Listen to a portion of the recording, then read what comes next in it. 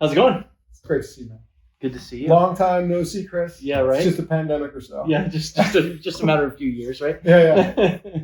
Well, glad to be here to taste you on these wines. So, I'm looking forward to it. So, first wine that I fell in love with was Syrah from the Northern Rhone, and I still remember the smell, the taste. It's just like one of the most complicated, most separated from grape smells and tastes that I've ever run into, and the way that they age is just stunning to me, and how much change they go through. They're like a butterfly.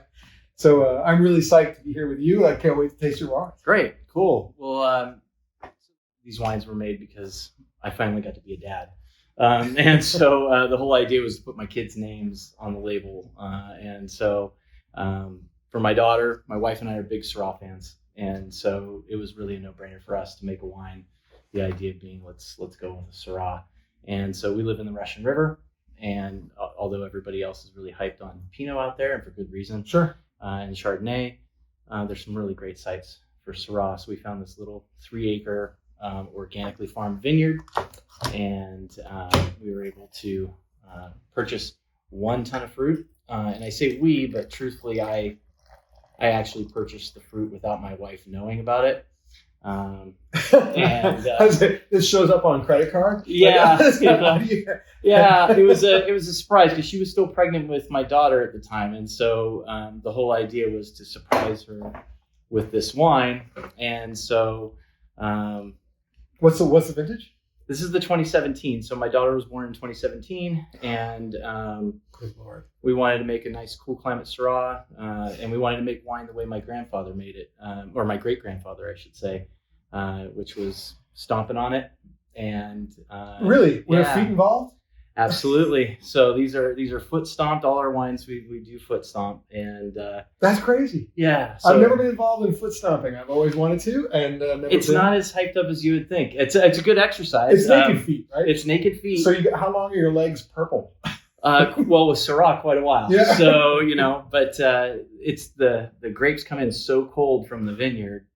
And my daughter this last year in 2021, because now she gets in and stomps the grapes now that she's old enough. My son joined us too this year, and her only complaint was, "Daddy, it's so cold." So anyway, please enjoy. So I was going to say, foot stomping is something I've got to do definitely. I like this is everything that I love in a Syrah. First of all, it's pretty clear in color, almost transparent. It's not big, it's not heavy, and you notice that right away. Put it in your nose, like. That's all the things that I love about a great wine. This is the kind of wine that you're going to sit there and smell all night long. Like I could pour a glass of this, smell, sip, smell, sip, smell, sip. And yet like Syrah being what it is, like there's a little bit of pepper because it's young, Syrah, which is normal. But there's still like meat and olive and sage and all these wonderful spices that come out of it, which is the thing that I absolutely fell in love with. I remember the first Syrah that I had, I was like, I don't understand how this comes from a grape. And that's exactly what I get out of this. It's really old world in style. Is that what the influence was? Is that what you Big time. Yeah. So, I mean, you said Northern Rhone, and it's like Côte Rôtie. This is like a Côte Rôtie, but with like a California twist to it. Yeah. So, I mean, for me, that's where it comes from. I was lucky enough to work in imports for Martine's wines, so I had a lot of exposure to some wonderful Rhone wines, and Northern Rhone in particular, that cooler climate.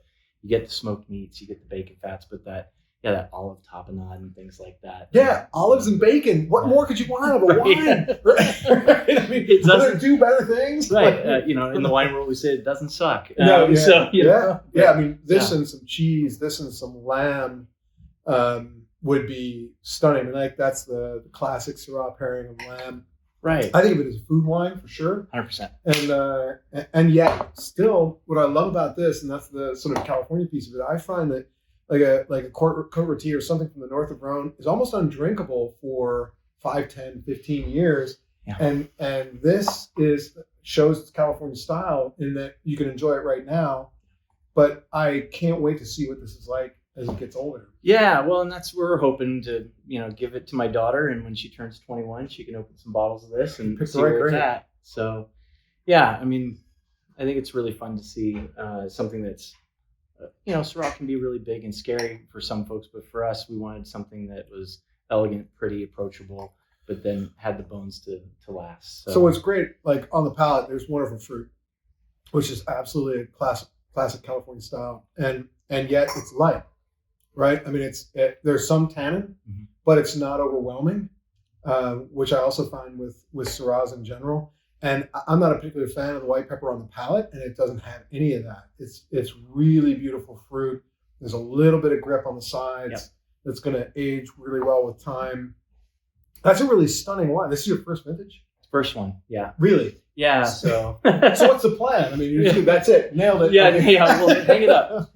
No, I think, for us, we did this and truthfully, we were a little surprised. My wife and I are like, wow, that actually came out pretty good. And so we decided to do it again next year. But again, being kind of a fan of old world winemaking and a lot of my friends who are really great winemakers and, do a lot of great stuff with Syrah, do a lot of whole cluster. This was 100% destemmed because I hadn't done it before. So I wanted to see what is it, and I hadn't worked with the vineyard before. Once we tasted this, I thought, you know what, I think we could probably do a little whole cluster. And so when we went to the 2018. So how do you pronounce it? Because I was going to say Ariya. Ariya. A-R-I-Y, Ariya. Yeah. And that's it's my daughter's name. Yeah. So it means precious or noble. In what language? Pali. So Pali. Sanskrit, yeah. Sanskrit? Yeah, so. How did you choose? I used to teach world literature. Fellow nerd. Yeah, so. What a beautiful name. Thanks, and your daughter gets, when somebody says, where's that name from? What nationality are you? Yeah. With an Italian surname. Right. It's Sanskrit. Yeah, it's not hard enough to have a last name like Puppione. We have to give her a first name like Ariya. Right, yeah. So Ariya is beautiful. Yeah, we think so. So we went from 17 and we thought, okay, let's see what we can do with 18. And so this time we did whole cluster, 50%. So I'm kind of a big fan of whole cluster wines. What do you think it adds to a wine to have it on the stem? Well, for me, like Syrah, what I enjoy about Syrah and what I find with Syrah is that whole cluster is what brings out the Syrah-ness of Syrah, I think, in a lot of ways. So much of the attractiveness for me with Syrah is the aromatics. Yeah, it's one of the most amazing things to smell. Yeah, and certainly the texture. And so, there's also just a real freshness because of the inclusion of the stems. There is that freshness. It's almost like fresh produce, right? Yeah. And so it gives a nice lift to it. It also helps with the color and the acidity as well. And so I find it a lot on the palate as well. Like I can taste a whole cluster wine. Like there's a lot of whole cluster Beaujolais coming out. Yeah. There's some whole cluster Pinots obviously from Burgundy. Yep. Syrah, I got to imagine Raj Par is doing a lot of whole cluster stuff. Yes. And I got to tell you, it adds a level of complexity and another tool that a winemaker can use to shape the taste and smell of their wines. I 100% agree, and it was really fun. We have a fun little video of my daughter who's not quite a year old in the video, but she got to help make this wine. So the 2018, she was all of 10 months, I think. So I can't still taste the wine. Sorry, he's a bad Coravin guy. I actually love drinking wine, and so I wound up finishing off the 17, which is classic error by Greg. Yeah, I did the same thing. Right, always keep the Coravin around and pour yourself a little bit more so you can taste them side by side. But the nose is totally different on these two wines. Absolutely. Obviously different vintages, but it's same vineyard. We really, it was just a matter of, going 50%. 50% whole cluster. Yeah. I got to tell you, I mean, this is one of the reasons why I invented Coravin. Is I wanted to be able to do this and to be able to taste the impact not only of a vintage. This is your second year, and so you get to you've got a little bit more experience in it. Although you nailed on the 17, the addition of the 50% whole cluster has had an effect on the nose. And talk to me about what you think that effect is. Yeah. So for me, the 17 is just it's beautiful fruits, and it has, like you said, the olive, the sage, and all those elements. But then when you go to the 18, Now you're getting something that is giving, and again, it's a little bit younger, but it's going to give this richness and fullness to the aromatics, and to me, it brings out a lot of the lavenders and violet and those. I was going to say it's much more floral. Yeah. It's a little bit more subdued, maybe because it's younger. Yeah. Than the 17, which really sort of leapt out of the glass and nailed me in the face. And I didn't stick my nose a little bit deeper into the glass to smell this. Yeah. But as soon as I did, I started getting flowers along with a little bit of the white pepper that you expect in a young Syrah. Yep. And the lavender, exactly as you described. Yeah. And I can't wait to taste this and to taste them side by side to see that, like, is what I know from Beaujolais and Burgundy from a whole cluster standpoint. Is that something that carries through?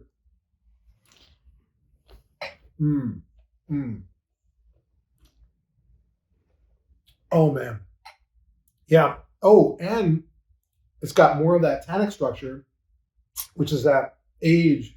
Mm-hmm. This is one of the things. Like, I got to imagine that, and this is one of the things that I found about Syrah. I never really understood, like, a human being would say, "I'm going to make something, and sure, it's going to taste great now, but wait 20 years, right? And this is going to taste absolutely amazing." I remember one of my favorite wine tasting notes was from Robert Parker, and he wrote, "It is a shame that I will not be alive when this wine is ready to drink." Right. And I'm not going to say that this is not ready to drink, but it's young. Mm-hmm. And what this is going to be, this is the kind of bottle that I would write on the label when I Coravin it, and I would say, wait 5 years. Yeah. Because I got to imagine that's going to, like, really, like, come into its own and become a butterfly. Yeah, I think so. I mean, it has tremendous freshness, but you're right. The fullness of the mouthfeel, again, the time on the skins because of the whole cluster, the cold maceration there, and then of course with the stem inclusion, the stems of course contribute tannins to the wine, so it just gives a richer texture to it. But the nose is just so, to me, the 17 to me is showy, it's flashy, it like you said, it leaps out at you.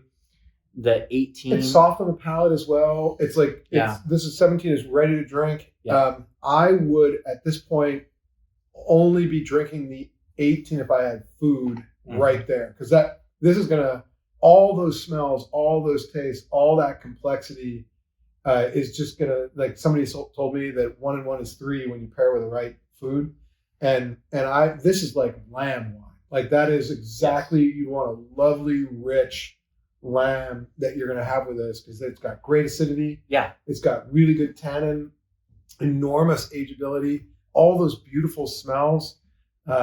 It's really complicated, and that's sort of what I think about Syrah. It's not a simple wine. No, it's not. It's, I mean, it's something that's really fun to, of course, people talk about trying to get rid of a case of Syrah is like trying to get rid of a case of don't say pick your own infectious disease, right. We got a bunch of but winemakers love it. Those of us who love wine love it because there's so much to unlock there, and when you really give it the time and the attention, it rewards you. Yeah. I feel like it. So, it's this is the type of stuff that would age, and actually I applaud what you're doing, in that you can make a wine that's drinkable now in the 17. You can make a wine that's going to clearly age indefinitely in the 18. Something serious with that kind of complexity is going to be interesting now and insanely good later. Is that where it becomes blood and meat and all of these flavors that are so distant from what you would think grape tastes like. And I love this world, right? If you're a cab drinker or you're a Northern Italian wine drinker, this is sort of on the perfection of Nebbiolo and Barolo level of complexity. Syrah, Côte Rôtie, Northern Rhone. That's what, like, leaps out of the 18. It's beautiful, and I would Coravin it every year, trying to convince myself not to open the bottle, and then I'd be opening the bottle as soon as there was lamb out there. It's beautiful. Thank you.